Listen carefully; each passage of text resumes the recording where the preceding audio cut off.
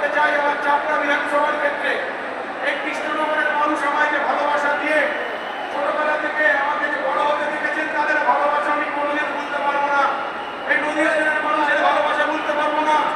চাপড়া বিধানসভার ক্ষেত্রে দাঁড়িয়ে একটা কথা পরিষ্কারভাবে বলতে চাই এবং আপনাদেরকে এখানে দাঁড়িয়ে প্রশাসনিক স্তরে সমস্ত স্তরে জানাতে চাই যে এবার চাপড়া বিধানসভা সারা বছর ধরে পঞ্চায়েত থেকে শুরু করে বিগত প্রত্যেকটা নির্বাচনে যে লুট হয়েছে, ছাপ্পা হয়েছে, রিগিং হয়েছে, এইবার যদি সেই রকম কিছু হয় যারা ছাপ্পা রিগিং করতে আসবে তাদের সেই ভাষায় জবাব দেবো যে ভাষায় তারা বোঝে, যে ভাষায় তারা শোনে।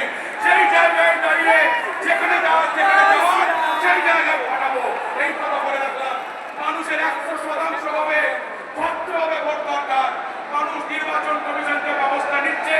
আমি প্রশাসন স্তরের, পুলিশের স্তরের সেই মানুষগুলোকে বলে রাখলাম যারা বসে আছে তৃণমূলের চামচেগিরি ছাড়ুন, নাহলে পরের চেয়ার থেকে নামিয়ে এমন করবো যে জীবনে আপনাদের চাকরি করতে হবে না, তৃণমূলের দালালি করা যাবে না।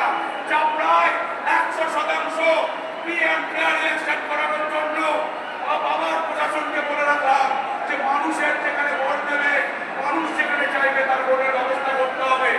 এই মানুষ উন্নয়নের স্বার্থে আছে, নরেন্দ্র মোদীজি উন্নয়নের স্বার্থে আছে, পরিবর্তনের স্বার্থে আছে, মমতা বন্দ্যোপাধ্যায়ের স্বার্থে নেই। যেদিনকে আমরা চৌদ্দকে সরকারের আমরা চিনব, সরকার গঠন করব, সেই দিনকে থেকে আমাদের এই নদীয়া জেলার প্রত্যেকটা ক্ষেত্রে দাঁড়িয়ে আমাদের উন্নয়নের কাজ শুরু হবে। এখানকার হাজার হাজার মানুষকে আহ্বান জানাবো, আসুন একত্রিতভাবে এই আমাদের শেষ লড়াই। ভারতীয় জনতা পার্টির কার্যকর্তা কর্মীরা 2021-এর পোস্টারে কোনোদিন ভুলবেন না। ওই দিনের বদলা 14 হবে, 29 এপ্রিল হবে। সেই দিনই আমরা আমাদের পোস্টারে 2021-এর ইচ্ছেতে হিসাব তুলে দেবো। মানুষকে সাথে নিয়ে গণতান্ত্রিক ভাবে আমরা তুলে দেবো। তাই এলাকার প্রত্যেকটা মানুষের কাছে আমাদের অনুরোধ, প্রত্যেকটা মানুষের কাছে আর অনুরোধ যে ধ্বংস থেকে নয়, আর ভয় থেকে নয়, সন্ত্রাসের নয়, আমরা উন্নয়নের বার্তা দেবো। এই বলে আমি বক্তব্য রাখছি। জয় হিন্দ, বন্দে মাতরম, ভারত মাতা কি জয়।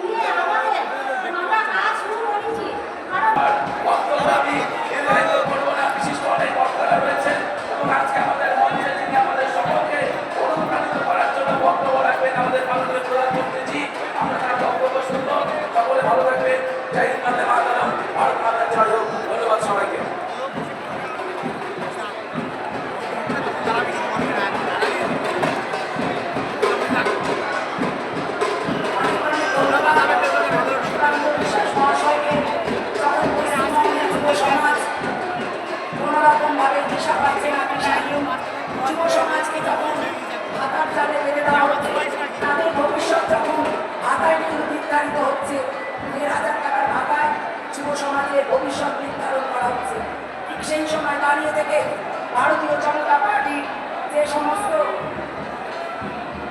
প্রার্থীরা ভারতীয় জনতা পার্টির প্রতিবদ্ধতা করছেন।